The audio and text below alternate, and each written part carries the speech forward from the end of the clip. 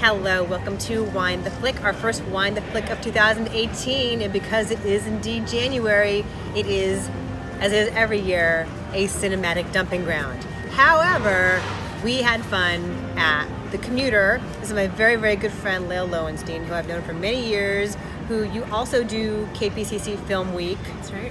Every week, every Friday, and you are a veteran, esteemed, brilliant critic here in LA. Been here for a long time. Doing this for how many years now? Oh my gosh, more than 20. Yes.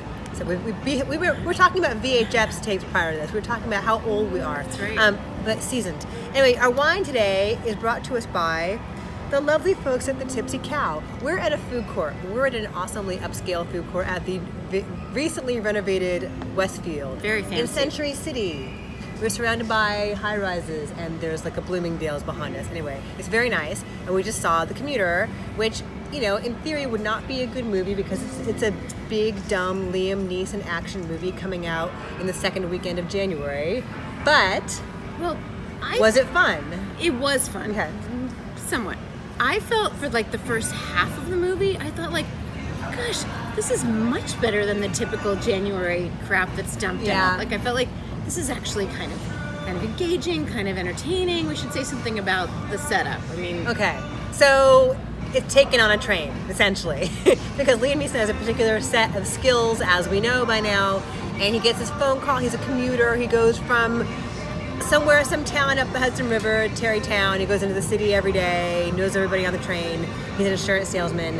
And one day he gets a phone call while he's on the train, and it sets into motion a series of events that only he can fix. Yeah, well, it's pretty contrived. But also, he was fired. He happened to get fired, so he's down and out. He's really kind of hard up for some cash. He needs some money, so it happens that this bizarre opportunity comes his way where the beautiful and mysterious Vera Farmiga sizes him up and says, you know, what would you do if you had an opportunity to do just one thing and make a big difference and get a whole bunch of cash? And of course that one thing has to do with finding a passenger who doesn't belong on the train. Right. And it takes a while to explain what the thing is. Like I said, it makes you actually think and work to figure out, okay, now who did what and who has the bag and what's he looking for? And it throws you off for a bit. And at first I thought, oh, this is kind of Strangers on the Train. Yes. This is like... It's Murder on the Orient Express. Yes, on Murder Metro on the North. Metro North Express, right? Like it's got a lot of the components of good movies that we recognize. And I thought this actually could be kind of a fascinating psychological thriller. Like, what if, you know, since he doesn't know who the passenger is that he has to pinpoint, like what if he has to use his smarts and his background that we learn he has a history as a police officer to figure things out? Like, that would be really cool. And for a while, I was really kind of into it. Yeah. Like, what were you thinking? I mean, it's Liam Neeson doing this thing that by now we know he can do in his sleep. I mean, Totally. he's done like 3 Taken movies? And then there was Nonstop, which was taken on a what? What was, Matt's behind the camera again. Hello, Matt. What was Nonstop? It was like that was on the plane. taken on a plane. Taken Yes. on a plane. So Yeah. we know he can do this. And then the director is John Macaulay-Seurat, who does the Taken movie. So they have this relationship where it's very easy. It's like a shorthand. He can show up and just be Liam Neeson. He can Liam Neesoning as he likes to do, and it's fun. And did you know who the person was? Like, could you figure out who it was? Like, was it obvious? Because it's like Murder on the Orient Express. There's a certain amount of deduction that occurs. Like, it can't be this person and it can't be this person. Like, you go through your suspect. Was it obvious to you? No, it was not. It was not. It was not who I thought it was. But the name that the character has gave me a clue as to the kind of person it would be.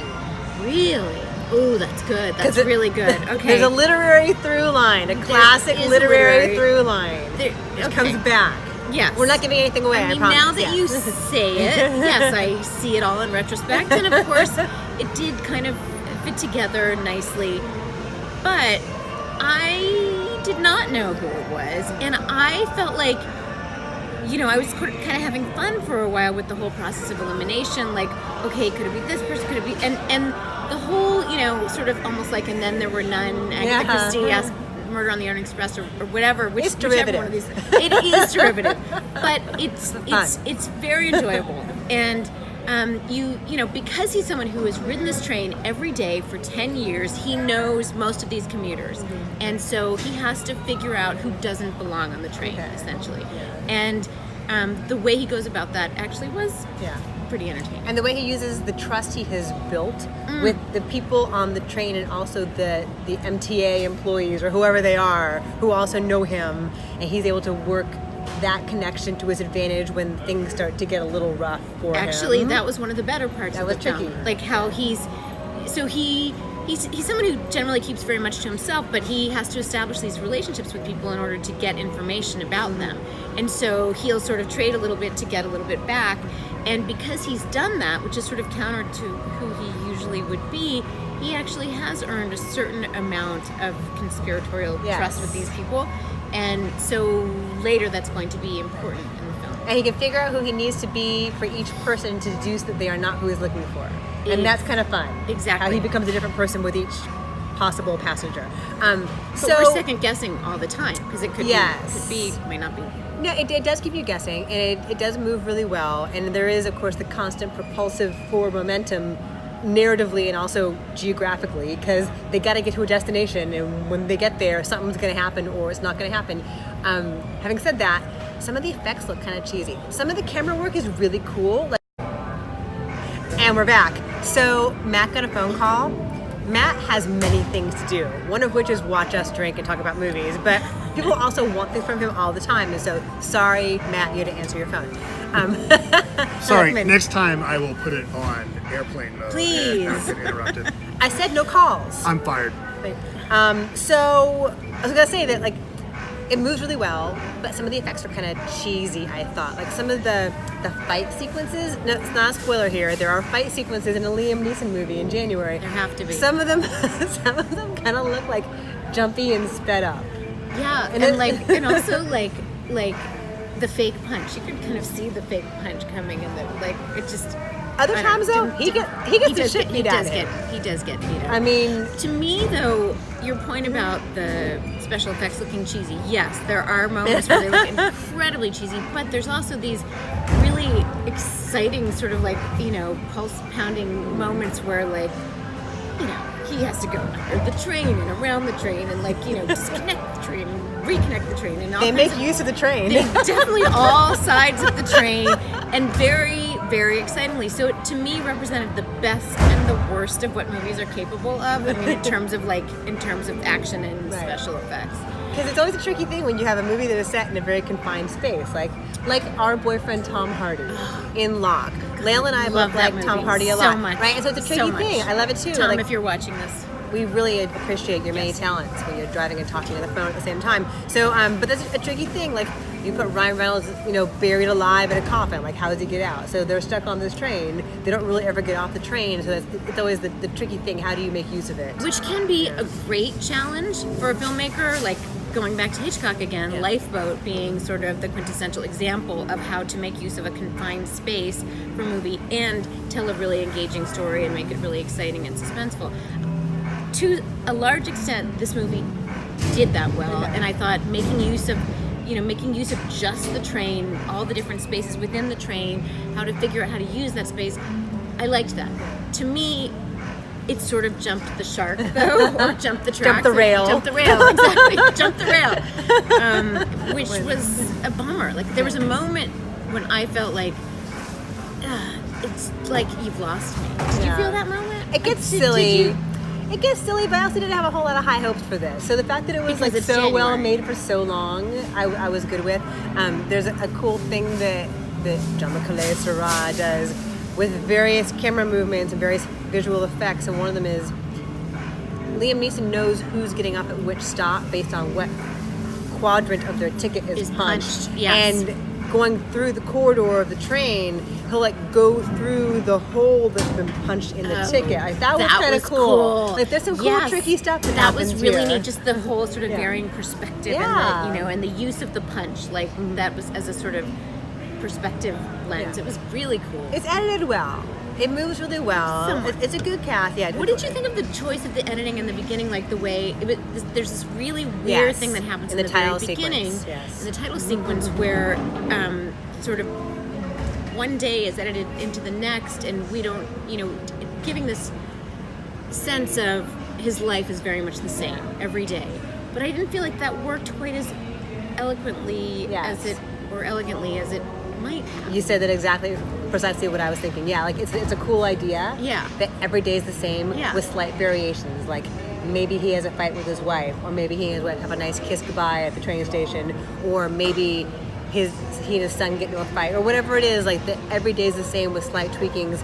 They intercut it with title cards of various people on the cast and crew, and that to me felt like disjointed, like there was, and just like that is how it sounds when you're watching it. But yeah, it's a cool idea that maybe they didn't execute as well. Exactly. And then having said that, when he actually enters Grand Central, like it's all sped up around him, and he's walking in slow motion, and then eventually he's the only one, and it says the commuter, and that was a cool moment. Yeah. And there's also an overhead shot of him with just like a shadow coming out from him when he's all alone on the sidewalk, when he's been kicked out of his firm, his insurance agency, and he's all alone on the sidewalk. Right. And there's some cool visual stuff. There are some cool visuals. Yes. And yeah.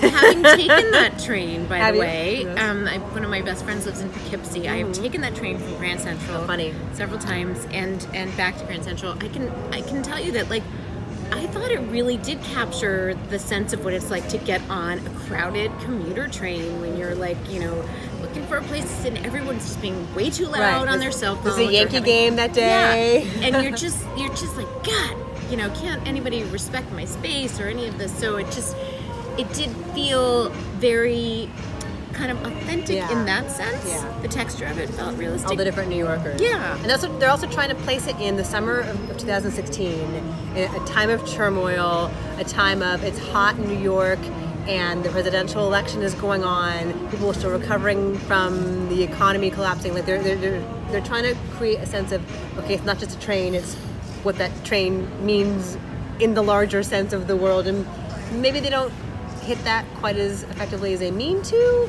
There's a Goldman Sachs joke that maybe doesn't quite land. Yes, doesn't land quite as well. But they're trying to actually have like heft and substance, and not just Liam Neeson beating the shit out of people on a train. They're trying. But of course, everybody really wants for Liam Neeson to beat the shit out of people, and and he does. Yes, right. So we have a wine glass rating Drinking system faster here. than me. I know. So there we go. Thank you, Tipsy Cow. Thank you, Lael. So here's what we do on Wine Tipsy to Play. Cow's the restaurant. That's not what you're calling. No, it's the name. No, Lael is not a tipsy cow. She's a tipsy gazelle. She's very long and lean and elegant. It's going to be my nickname. So we have a wine glass rating system. So if you need to have a lot of wine before the movie to make it tolerable, it's like 4 glasses of wine. If you don't need any at all beforehand, or like just one, you give it 1 glass of wine. So how many glasses of wine should a person drink before seeing Taken on a Train? Or the commuter. And or I swear, the Christy's commuter. only had one. Whatever it's called. We're all thinking it, Lael. We're all going to call it that. I'm gonna say 3 glasses, which should be delivered. Wow. 10 minutes into the movie, so that you can be completely sloshed by the time that it gets completely absurd. Okay. What would you say? I think 2.5, 3 is fair. 2.5. So basically, you have to drink beforehand, and then you have to go to a place like iPick or Alamo Draft House where they bring you wine. Yes, So you're exactly. planning ahead. So hopefully, whatever town you're in, they have a bar in the lobby. And should they see this? Should people go see this in January? Yes. Is it better than anything else in January? Well, there's so many good remaining movies that are just sort of getting their actual theatrical release from the end of the year. So I would go see those first. But if you're kind of desperate for some adrenaline rush kind of a situation, you should go see. If you're a Liam Neeson completist, Yes. and who isn't, then go see The Commuter. And cheers. Yes. And thank you. And thank you. You're wonderful. And where can folks find you these days? On FilmWeek. Yes. KPCC. Bye. Thanks. Bye.